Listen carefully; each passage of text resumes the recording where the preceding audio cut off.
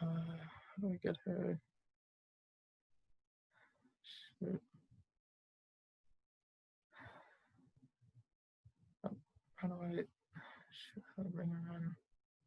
Admit. Okay. Join. Hey. Hey, Hey. So I'm gonna. can you hear me okay? Yeah. Can you hear me? Yep, all good. Okay. Okay. So I guess it says it's recording now, which is All awesome. right, So I was, sweet. huh? Yeah. Nothing, Awesome. what were you saying? No. Okay. So I was thinking that since I started last time, if you want to go this time, if you want to do start off with Benito Sereno, I wrote down some of the notes I'd taken during the annotations. So I mean, we can do. I was thinking if you want, we can do like 10 minutes of that, and then 20 minutes of incidents, because she said at least 20 minutes for Jacobs. Okay. I don't have any notes prepared for Benito, but I remember, reading it. Okay. If If you you have a question about that you want to start with, I don't have any questions for that one, but I have questions for incidents. Oh, okay. Yeah, I mean, one of the things that I had noted, I mean, I guess because they're both kind of um, slave narratives. Right. One of the questions I had sort of thought of at the very end was sort of the idea of what the truth was, and I know that Professor Lieberman had sort of referenced that at the end of her presentation. What is the meaning or the truth of the narrative? And my takeaway was that Melville was trying to argue for equality between slaves and white individuals, sort of doing it in this very circuitous kind of way. So that for me, that was the takeaway reading through. And I don't know if maybe you felt the same way, or if you had a different takeaway from the story. Yeah, I definitely feel like there was a huge motif of like not knowing what's happening until the end. And I think like looking back and thinking back, there are little clues throughout. I feel like that kind of indicate what's going to happen in the end, but you're not really quite sure how it's going to end until you get there. And I had a hard time, trying to, like, I don't know, by reading it, I was like, is Melville like anti-slavery or is he pro-slavery? I was like, the way that he was characterizing, the slaves on the ship, he would kind of like, I guess, and maybe there's a difference in this space between like author and narrator, but just kind of giving them these like dehumanizing, like animal-like characteristics, and then kind of like implying that they're like sinister and intelligent. And I don't really know if either like neither of those seem like good depictions to me. But I don't know, I had a hard time trying to figure out like what kind of message are you trying to send here? Like what, you know what I mean? Something that I've thought of, and I don't know what Dr. Lieberman had sent you for our last prayer chat, if she sent you the same comments as she sent to me, but she'd mentioned that when she's thinking about literature, she's thinking about the questions it raises rather than any definitive answer. Right. And so I think I came to a similar conclusion. I think at the end, if you take it conclusively at the end, it seems like maybe it's anti-slavery, but if you sort of go through it and look at the characterizations, it definitely feels very like it could go either way. Like he's trying to maintain that sense of mystery, not really come down one way or the other, just sort of maybe show the error or positives of both sides, I think. Right. And I feel like he kind of accomplished that. I feel like just with some of the imagery and some of his language, he really put in like a lot of juxtapositions in there. Like he was very like detailed and descriptive. Like the one image of like the black man holding up the white man, like, like the power structure, I think is continually like shifting between the two of them. Like the white man is like reliant and dependent on his slave. But then like at the end you find out like they're cunning, they have ulterior motives. And I feel like a lot of those juxtapositions like along the way kind of hinted at what was going to happen at the end. But I like the way he wrote, like there was definitely stuff to analyze there. And even in the first page, I think he used the word foreshadowing. So that kind of was a dead giveaway that there's going to be some kind of crazy plot twist. Something I had noted, I tried to do a little like historical digging, and one of the things I had noted was that I think in that same passage where it's sort of mentioning foreshadowing at the beginning of the story, is that the story, even though it's written, the narrative is written 1799, the a few years after, during the Napoleonic Wars, I guess France is sort of trying to come into its own as a colonial power, and it's taking a lot away from the Spanish and Portuguese Empire. And part of me wondered if maybe the narrative, while also talking about slavery, was also maybe a commentary on colonialism or empires, because the way he sort of describes the ship is sort of coming apart. It's very ghostly. It's sort of like a shell of its former self. And Yeah, so lots that's of like haunting language and imagery, like very gothic, like things are tattered and falling apart and dismal and stormy. He really like does a good job painting a picture, you know, like creating a mood. it feels to me a lot like the way that Hawthorne characterizes the House of the Seven Gables in a lot of Right, ways. It like feels like, lots of details. oh, absolutely. It sort of feels like it's like a shell of its former self. Like it used to be sort of this grand thing. It sort of embodied or symbolized this grand thing. Now it's sort of this sort of decrepit, ruinous kind of thing, and it does Yeah, feel very gothic in that like sense. Yeah. dilapidated over time. And it was like a process of trying to figure out like why with Hawthorne and Melville, like why are they putting so much effort into these very lengthy descriptions?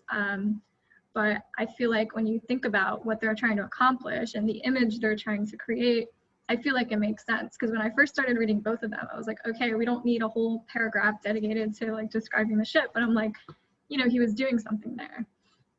I think if you read it in kind of like a metaphorical or symbolic kind of context, it sort of makes a lot more sense. Like with Hawthorne, it's sort of related to his family and sort of the descent of his family. And then for Melville, at least for me, it's the descent of colonialism, or it's the descent of the Spanish Empire's colonialism.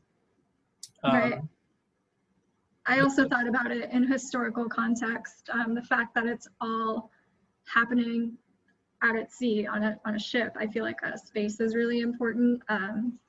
And as opposed to like some of the other Gothic novels we've read, like there is no real like domesticity there. Because I feel like a lot of this stuff we've read have taken place in a house, indoors, like inside. So I'm not quite sure what it means that he decided to write it from the setting of a ship, but I think that's interesting to note in comparison to the other Gothic texts that we've looked at. something I noted, and before we met this morning, I was sort of looking at some older readings that we had, and one of them, I think I can try to find the name of it. It's like one of the first readings we had, but it's basically about like I think it's one an early American Gothic, and she basically like sort of shows different times of subgenres of Gothic, and one of them is the frontier genre, which I had sort of referenced in one of my posts, and she says in that essay that the being at sea is was a version of the frontier narrative, where instead of the Native Americans are sort of these savage heathens, and you're trying to sort of Christianize them. For me at least, it seemed like Captain Benito was trying to, in some ways, Christianize the slaves, at least at the very beginning. If he were to stay in control and stay in power, he would have been trying to Christianize the heathens, which makes a lot of sense in a Spanish colonial context in terms of. Yeah, I didn't think of it as that kind of trope, but I think that does make sense in relation to like the setting and the space. Because I feel like that always is very telling when you read something like where is it located, you know.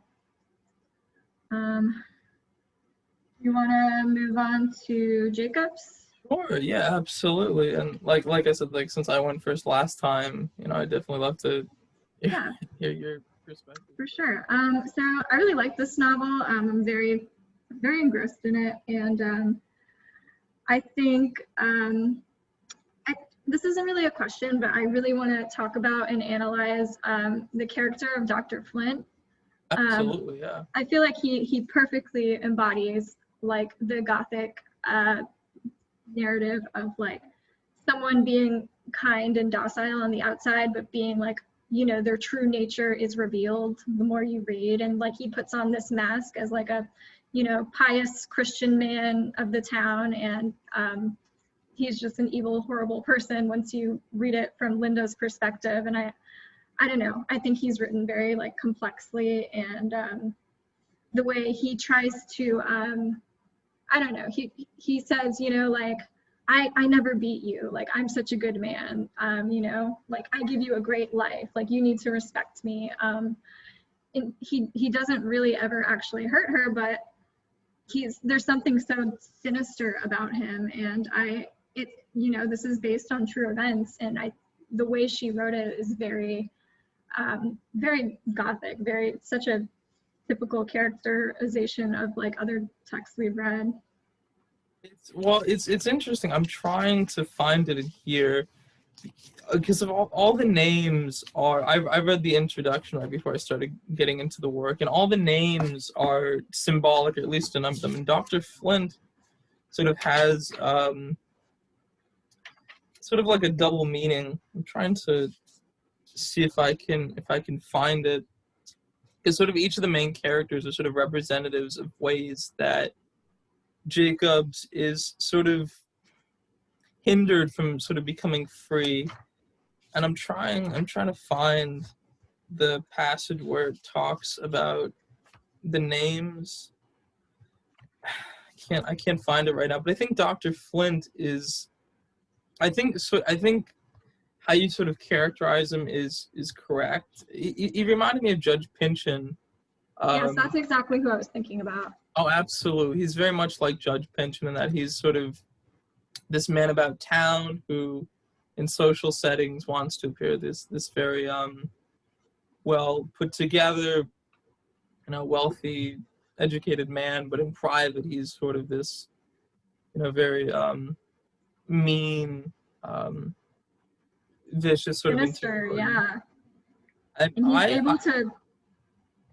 no, he's able sorry, to get away with what he's doing, you know. It's like the evil is only seen by Linda, you know, like it's very covert, I guess. And yeah, and I also was like amazed by just her writing in general, and her language and her poetic prose. And you know, like she's telling a true story, but she is like, I don't know, it's a story. It's really great to read, and it's really not like the content is great, but I feel like just the way she uses language is very compelling and very like, I don't know, kind of emotional to read sometimes. I found the section in the introduction where the editor discusses sort of what the different names supposedly mean, and he says that Dr. Flint suggests his obdurate, sharp character and tendency to spark into anger. So his name, Oh, so like a flint, yeah, yeah. like a spark, kind of like you said, like, you know, just on its own, flint is sort of non-combustible, but when there's a spark lit, which I guess would be Linda in this instance, he sort of becomes combustible. Right, and he's able to turn it on and off, you know. Oh, He's absolutely. And able to put on this facade, you know. I saw a lot of what I was looking at. I was sort of reading and starting to take notes towards the end. Was a lot of how the idea of the cult of true womanhood kind of seeps into the narrative, and I saw a lot of that in the relationship between Dr. Flint and Linda, because a lot of their um, what's the word? A lot of their relationships kind of revolve around different expressions of the cult of true womanhood. Yeah, for sure. And I thought of that in the sense that like her audience, she's appealing to white women in the North who are free. And I feel like she directly calls them out a few times in the narrative. I have a page with, oh, I'm on it. You know, she goes to great lengths to describe the horrors of slavery, and then she will directly say, like on page 32, she says, "In view of these things, why are you silent, you free men and women of the North?" And I think that's interesting that she is like directly appealing to these people, to a specific audience.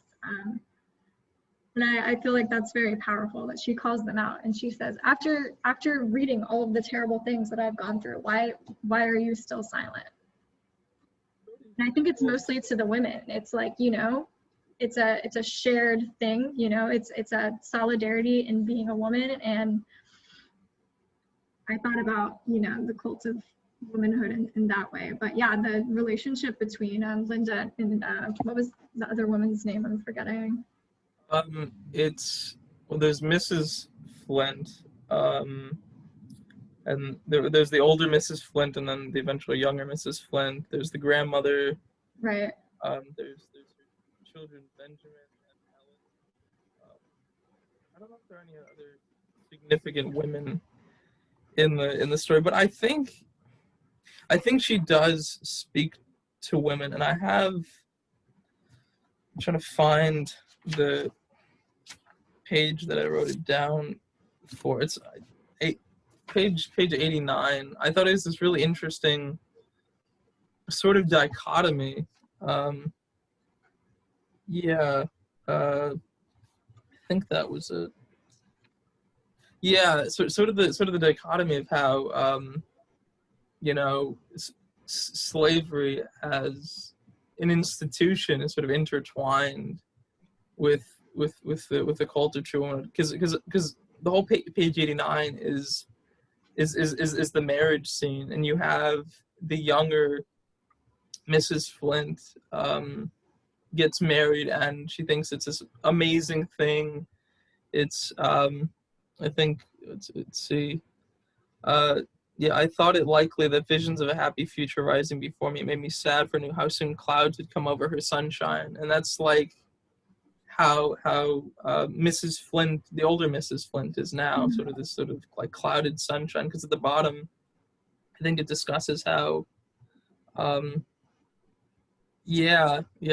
like the second paragraph, how she's like disgusted with Linda. She did not speak to me when she took her seat at the table with her satisfied, troubled smile. When I handed her plate, was more eloquent than words. Like, she wants Linda to feel like the pains of jealousy that she feels. And yeah, I definitely think that that sort of how slavery kind of corrupts. And she mentioned that a couple of times, how slavery is like morally It corrupt. corrupts any sort of chance at having solidarity, you know.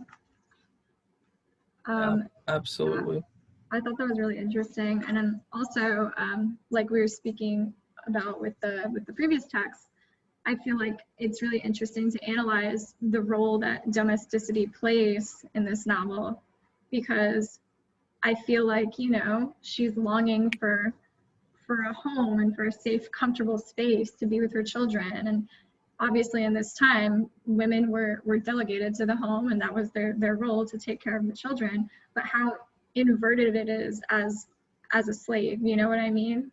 There's no domesticity there. And I thought that was very interesting. I think it definitely comes back to a sense of ownership. Because the page in the intro is, was it 27, but there's Mr. Sands, who is the real life Mr. I think it's Mr. Sawyer, the real life father of Jacob's children. But the editor sort of describes Sands as let's see if I can find the meaning of the name. In turn, Mr. Sand is less hard than Mr. Flint and less painful than Thorn, but his slowness in freeing Linda's children constantly chafes and irritates her like sand. So I think that idea that you know, Mr. Sands, even though he can't, is really the only one with any real authority to save her children, but yet her children are sort of this pawn for Dr. Flint that he can sort of manipulate at will. I think sort of speaks to how that sense of like the domesticity that is supposed to define women at the time. Right. She can't be defined by it because it isn't hers. It's someone else's property Right. essentially. Yeah, exactly. Did you have like any prepared questions that you wanted to ask? Yeah, I think I did. I had a number of well, something that I thought was kind of interesting was that that a white woman essentially helps edit her story, and it was mentioning in the intro that there's a huge difference between letters that Jacobs writes and then other narratives, other slave narratives that or anti-slavery narratives that her editor Lydia Marie Childs edits, and how different they are. Like it's like worlds apart. And I was sort of curious how you saw sort of in real life for Jacobs, what you felt about the role of like a white woman actually sort of imposing herself on the narrative, even though she says she doesn't. She really Yeah, does.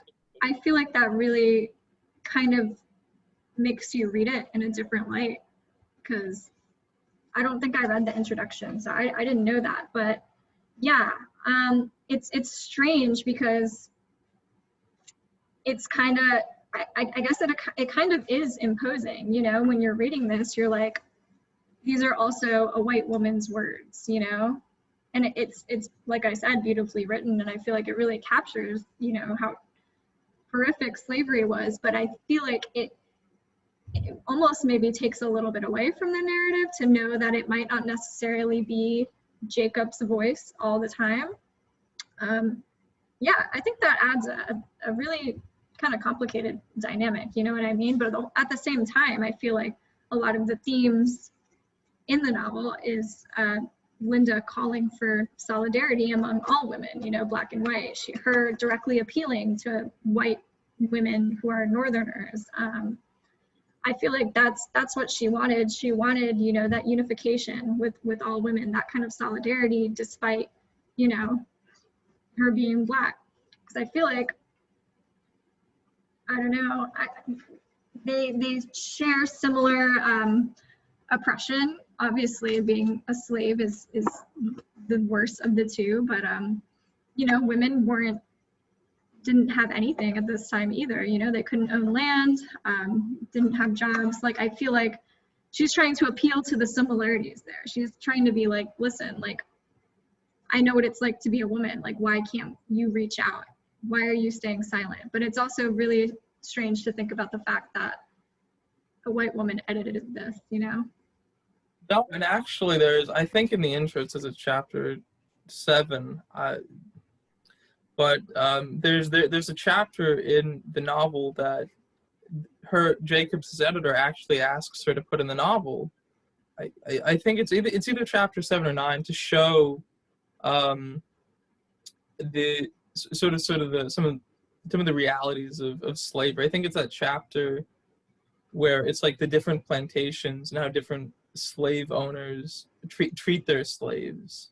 And I Yeah, think she had asked her to put that into the novel to sort of show how, you know, outside of Jacobs' own context, how slavery actually looks. Because I think she has, especially in her section about religion, which I also thought was really interesting. Because I read, I try to prepare a lot for the chat, but I was reading a lot through a lot of the explanatory notes, and pretty much all of them are some reference to religion, some reference to the Bible, because that's all she had to read when she was living for 7 years in her right. grandmother's attic. And a And lot of them, that's okay, you can go. yeah, no, it's gonna a lot of them reference sort of the hypocrisy of religion. And I think, at least in the section we had to read, there's a whole section on a whole chapter on just religious hypocrisy and how they sort of use religion to, yeah, the church and slavery. I think that's the chapter, and it's just about how they use religion Yeah, to sort of. Um, justification. and that's something that I noticed, like in the narrative. It's this very gothic thing of like God being this, all powerful, omniscient being, and like everything is in God's hands. And that I just always keep thinking about like the question, like in the very first introduction we had to read at the start of class, where he was saying that like the one question that pops up all the time in Gothic literature is like, are people able to rationally self-govern themselves, or is everything in God's hands, or are they prone to just like religious superstition or stuff like that? And I feel like it comes into play differently among everything we've read, but like I underlined like a bunch of places, like on page 13, she said, "My heart rebelled against God, who had just taken me from my mother, father, mistress, and friend. The good grandmother tried to comfort me. Who knows the ways of God?"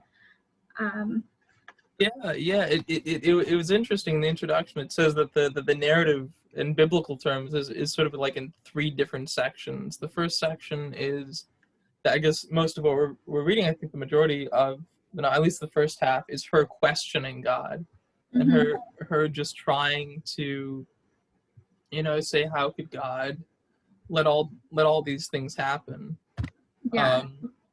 And so absolutely. And one of the things I thought that I didn't really think about, and I was sort of thinking about something Dr. Lieberman had said in her, was it her lecture on the book, about how aspects of the novel are Gothic, and I was reading through some of the introductory stuff she had us read, and a theme that keeps coming up is this idea of trauma, and this idea of how you deal with oppression. And I thought, the whole, at least up to what we've read, probably the whole story is nothing but trauma. And I think there's even a quote in one of the readings, I think it's the one on genealogy, that all Gothic is traumatic. All Gothic is sort of fracturing with the psyche. Right, exactly. And I feel like the novel does a really good job not only showing us, the physical, terrible, violent aspects of slavery, like it details, the whippings, the violence and the gore, but it also does a really good job like demonstrating like the psychological trauma that slavery has on you, even when it's not physical, the way it messes with your psyche in a very Gothic way. I think I underlined some passages. I don't know if I'm going to be able to find them, but now that you say that, I definitely see I see how that comes into play. I definitely, like, you can kind of get into her head, and she lets you in there, and like she is very like clear about her, her resentment and her anger and her fear. And when she had her first baby, she wanted it to die so that it didn't have to experience life in slavery, like Something that yeah. kept coming up in my mind, I don't know if you'd see it the same way, is a lot of the interconnection that I saw was between this novel and Wyland. Mm-hmm. And I kept thinking of Linda and Clara, because Linda so often is sort of confronted by these terrible things, like with Dr. Flint. She's constantly being approached, being sexually advanced, or sort of attacks in her purity, and time again she's able to kind of evade that, and I think Mm-hmm. quite successfully, which I was really astonished by. But But I kept thinking, it's always a threat like looming, it's always there, it's always in the back of her mind, and that's traumatic in itself. I sort of saw Dr. Flint in a lot of ways as almost like Carwin in a lot of ways. He's like this overarching presence that kind of follows her sort of throughout the narrative. But Yeah. I don't know if you'd see it the same way, but I saw Linda sort of the antithesis of Clara, because Clara sort of states that she's this sort of strong feminine figure, but every time she's sort of confronted by Carwin, she sort of seemed to be this really, maybe weak isn't a fair word, but she's not as strong How as she like collapses into fits of tears and stuff like that. I know what you mean.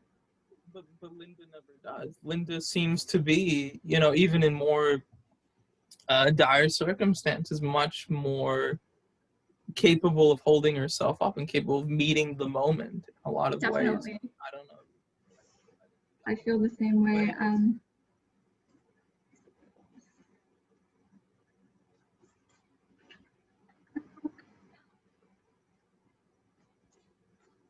We already talked about the narration, but I don't know. I think the way she narrates is interesting because she, at least towards the beginning, she kind of flips back and forth between chapters. Like one chapter will be a very personal, like, account of what she's going through. And then, you know, other chapters will be like, this is a person who I know that went through this. And this is how slave plantations are like in the rest of the town. Like she gives a very like interior sort of view, but she also gives an exterior view of like what's going on, and like tells the stories of other people who wouldn't necessarily get the chance to tell their own stories. So I think that's a really interesting tactic, you know. And I don't want to say it's like every other chapter. I haven't really noticed that in frequency, but I feel like she does accomplish both, you know. Well, there's a great section that sort of makes me think of, if I can find it. But there's the section where she sort of references like an almost fictitious kind of and I read in the notes that it's sort of a reference to an actual book about a white northerner comes to a southern plantation, and he attempts to sort of figure out what's really going on, and in the process of being there, all he sees are these sort of superficial kinds of forms of slavery. The characteristic happy slaves. You know, they're supposedly well fed.